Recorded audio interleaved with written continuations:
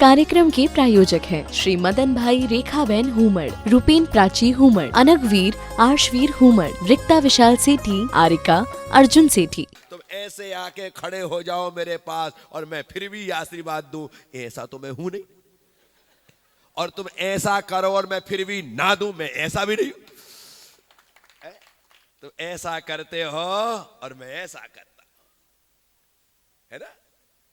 और तुमको क्या कहते हो, मजा आ गया, आशीर्वाद मिल गया।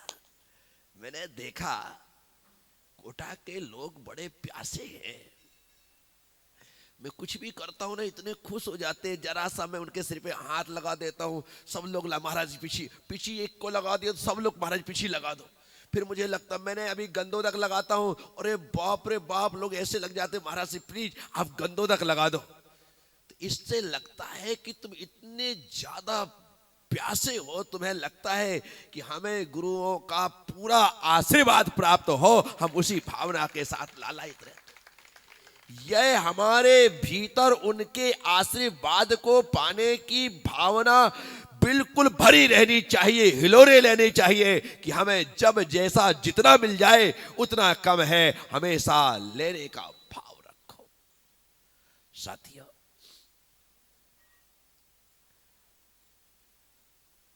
मैं आप सबसे कह रहा हूं, विनम्रता से बढ़कर के कोई दूसरा गुण नहीं है। आचार्य वट्टकेर स्वामी मूलाचार्य जी में कहते हैं, जिस शिष्य को नमोकार मंत्र भी नहीं आता, वह शिष्य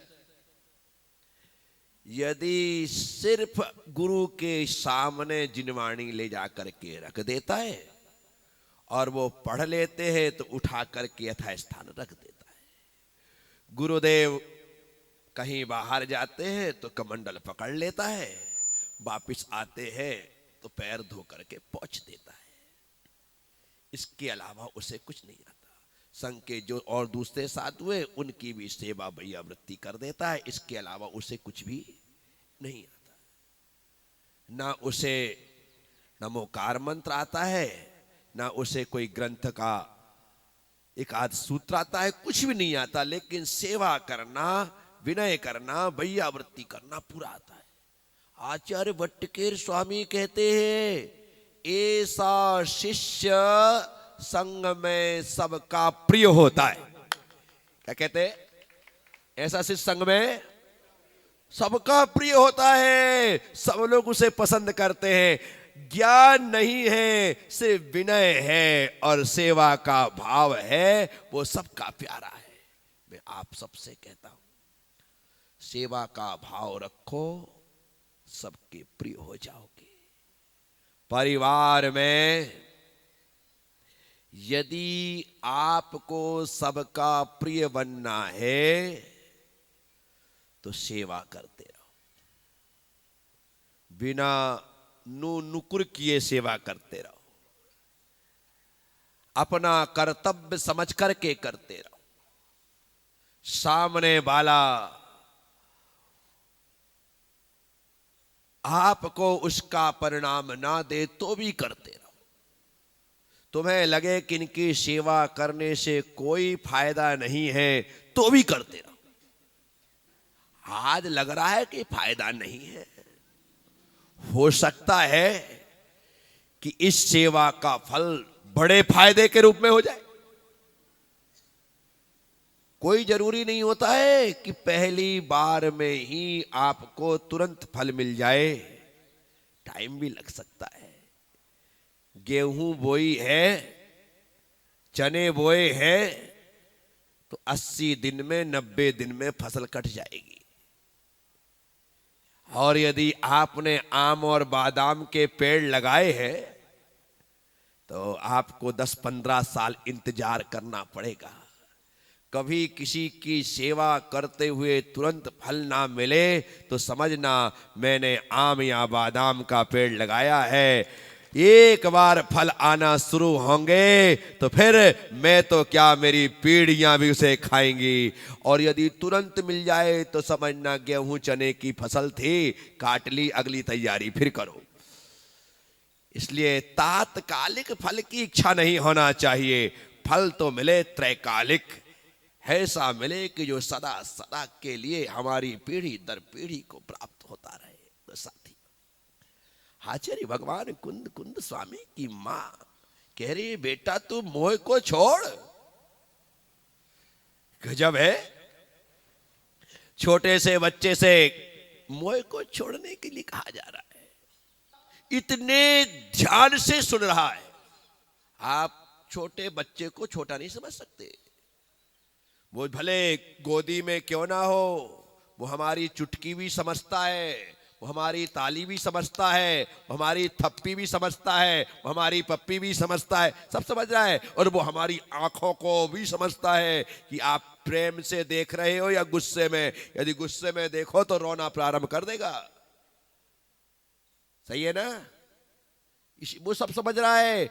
जब वो ये सब कुछ समझता है तो वह एकोसी मुक्तोसी चितात्मकोसी चिद्रूप भावोसी चिरंतनोसी अलक्ष्य भावो जहि देह मोहम मदालसा वाक्य उपास्य पुत्र। यह भी समझता है। यदि वो समझ रहा है तो यह भी समझेगा। वह व्यक्त भले ना कर पाए लेकिन समझ तो है। साथियों, मां ने कहा तू मोह छोड़। पहली बात, क्यों छोड़ मोह? क्योंकि तू एकोसी, तुम एक हो। क्या हो? मोह हमेशा दूसरे से होता है। किससे होता है? दूसरे से मोह होता है। खुद से मोह नहीं होता, दूसरे से होता है। शरीर से मोह है ना, तो शरीर दूसरा है इसलिए हो रहा है। शरीर दूसरा है इसलिए। आत्मा से नहीं होने का कारण सिर्फ इतना ही है क्योंकि आत्मा तो मैं स्वयं हूं और आत्मा मोह दूसरे से करती है। तो शरीर दूसरा है, उससे मोह करती है। शरीर में जो वस्त्र धारण करते हैं, आभूषण धारण करते हैं, फिर उससे मोह हो जाता है। फिर इस शरीर से जिनका अटैचमेंट होता है उनसे मोह हो जाता है। मोह नहीं होता तो अपने आप से। मोह नहीं होता तो फिकर नहीं है तो व्यक्ति को खुद की नहीं है, दुनिया की फिकर है, खुद की फिकर। मैं खास करके इन महिलाओं को जानता हूं। सुबह से किचन में, चौके में, रसोई में जा कर के काम करती हैं। सुबह से जा कर के चाय बनाएंगी, नाश्ता बनाएंगी, तुम्हें कराएंगी, तुम्हें खिलाएंगी, तुम्हें पिलाएंगी, सब कुछ करेंगी। उसके बाद यदि खुद के लिए चाय ना बचे तो दूसरी नहीं बनाती, दूसरी नहीं बनाती। और तुमने यदि फिर से चाय की डिमांड कर ली तो मना ना करके तुरंत बना देती है। गजब कर दिया। तुम्हें खिलाएंगी, पिलाएंगी, सब कुछ करेंगी, खुद के लिए ना बने ना बचे तो सोचती मैं तो यूं काम चला लूंगी, शाम को जब बनेगा तब खा लूंगी। कुछ भी खा के काम चला लेगी, लेकिन अलग से 2 रोटी नहीं उतारेगी। लेकिन यदि उसके बच्चे ने मांग लिया है तो फटाफट आटा मान दे। खुद के लिए तो उससे चाय नहीं बनती और दूसरों के लिए 56 भोग बना दे। नहीं होता क्या? ये आप रोज देखते हैं। हम खुद के लिए क्या कर रहे हैं, विचार करना। खुद के लिए हमारे द्वारा कुछ भी नहीं हो रहा, सब कुछ दूसरों के लिए हो रहा है। हमारा पूरा जीवन दूसरों के लिए है। लेकिन आचार्य कह रहे हैं, एकोशी, तुम एक हो। जिस दिन तुम 2 हुए, जिस दिन तुम 3 हुए, जिस दिन तुम 4 हुए, जिस दिन तुम 1000 हुए, उस दिन तुम्हारा मोह बढ़ता गया, बढ़ता गया, बढ़ता गया। अकेले थे ना, शादी नहीं हुई थी, टेंशन नहीं था, फिकर नहीं थी। जब चाहो तब घर से जाओ, जब चाहो तब घर आओ। कोई रोक टोक करने वाला, कोई टोका टाकी करने वाला, कोई फोन लगा करके पूछने वाला नहीं था कि कहां हो, है इत्मीनान से। लेकिन जिस दिन शादी हो गई, अरे रे रे, अब तो 8 बजे ही ऐसा लगता है कि 9 बज गए, चलो भाई फटाफट भागो, कहीं गलती ना हो जाए, अन्यथा घर जाकर के पूरा लेक्चर सुनना पड़ेगा। क्या हो गया, कितना दुख बढ़ गया। जैसे ही शादी होती है दुख दुगना हो जाता है, तिगुना हो जाता है, चौगुना हो जाता है। फिकर पर फिकर होती है, चिंता पर चिंता होती है। अकेले थे कोई नहीं। मोह तो दूसरे से ही होता है, इसलिए वेदों में द्वैत और अद्वैत की चर्चा आई है। अद्वैत मतलब एक, द्वैत मतलब दो। जहां हम 2, 3, 4 हुए हैं। देश में लाल मंदिर प्रसिद्ध है, तो लाल किले के सामने वाला। दिल्ली में लाल किला है, लाल किला के सामने लाल मंदिर है। चांदनी चौक का वह शानदार स्थान है। और सारे देश में यदि लाल मंदिर के नाम से किसी को ख्याति मिली तो है दिल्ली के लाल मंदिर से मिली।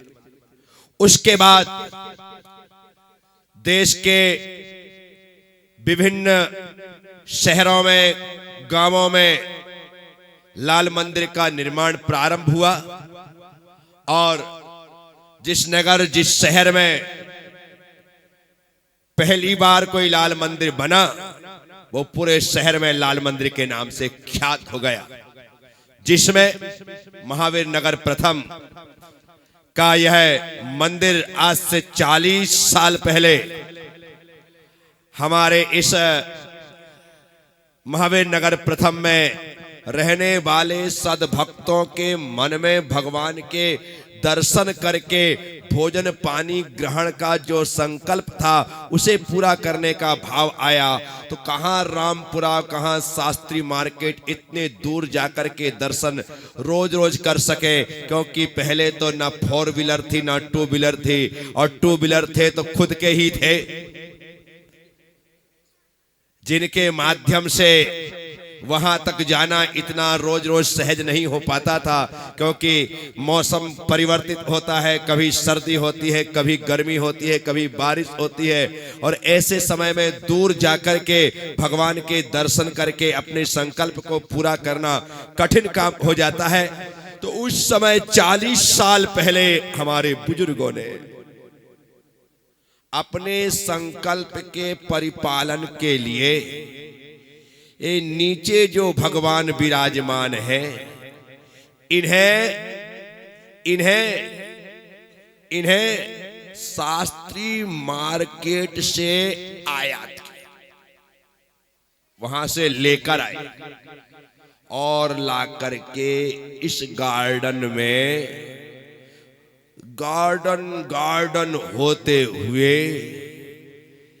इन गॉड को स्थापित कर दिया, विराजमान कर दिया।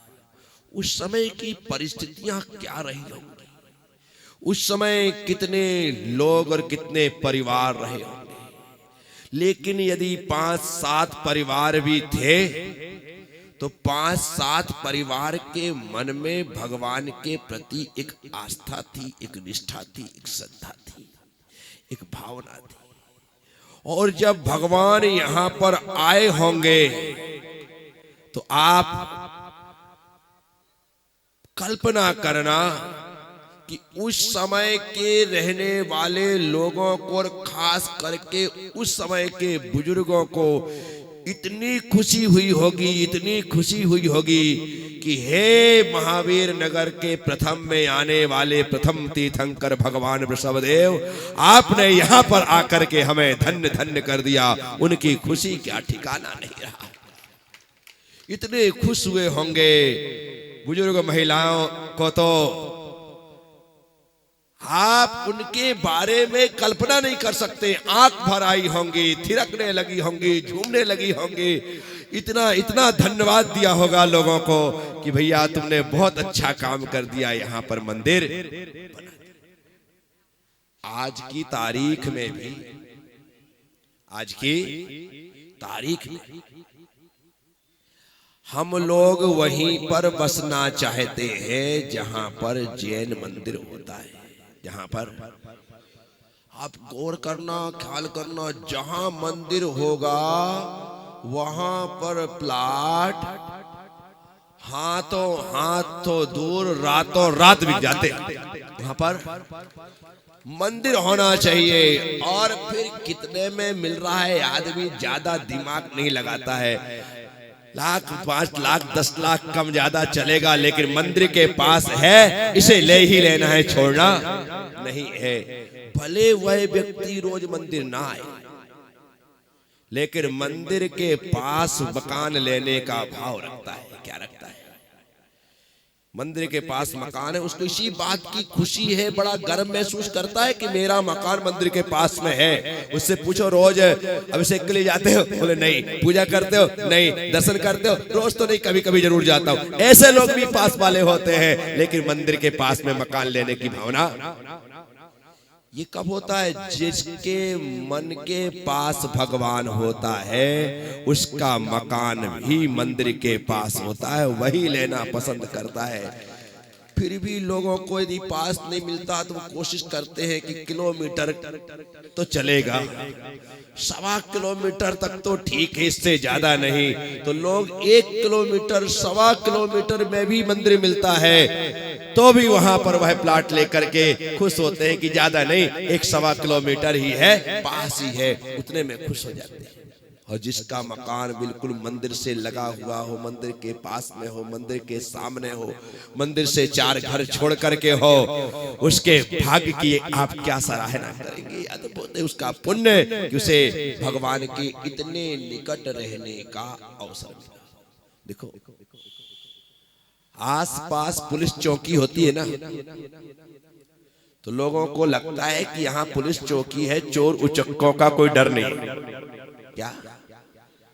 पुलिस चौकी के पास होने पर आदमी को ये लगता है सिक्योरिटी मेरे साथ है, पास में पुलिस चौकी, यहाँ पर बदमाश लोग तो नहीं आए।